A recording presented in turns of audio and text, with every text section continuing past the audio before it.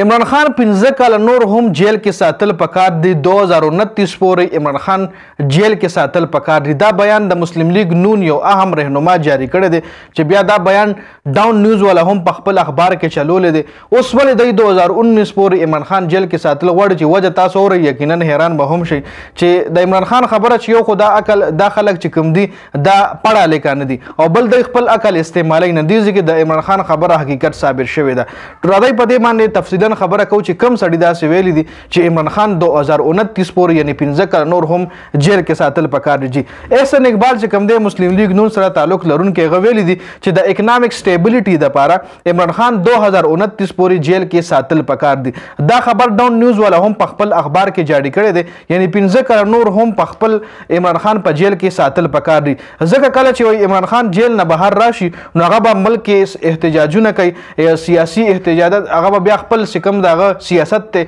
هغه به شروع کوي او هغه کې بیا احتجاجونه وي درنې به وي جلوسونه به وي ریلیانې به وي نو د هغې په وجه بیا پاکستان ترقي نشي کولی پاکستان اکنامیکلی بیا نور هم ښکته به راپریوځي که چېرې وایي عمران خان د جیل نه راوځي دا خبره احسن اقبال کړې ده چې وایي دا مشوره موږ ته چا راکړې ده اوس کس نه ښایي چې چا مشوره ورکړې ده کم ډپارټمنټ والا ورکړې ده خو کس حوالې سره سم نه دی ویلي خو دا خبره یې کړې ده چې عمران خان 2029 پورې جیل کې ساتل پکار دي یو طرف ته وورئ جی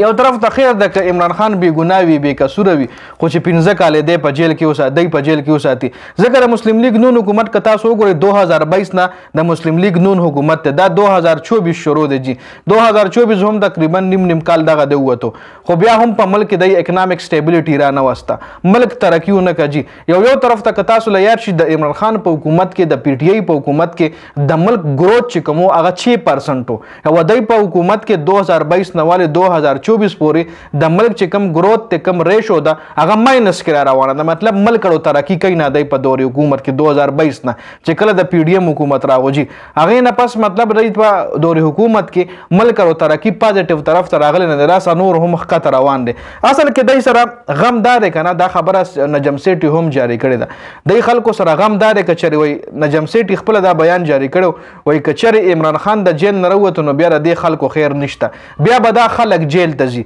نو اوس دای سره دا غم دی که چېرې عمران خان د جیل نه راوځي دا خو هسې بانې کوي چې بس جلوسونه کوي او ملک په ترقي نه کوي او ملک په ودرېږي او اوس دی په حکومت کې ملک ترقي کوي روان دی خو که چېرې هغه راووتو نو بیا ملک ترقي نه کوي جي دا خو دی هسې بانه کوي خو اصل خبره دا ده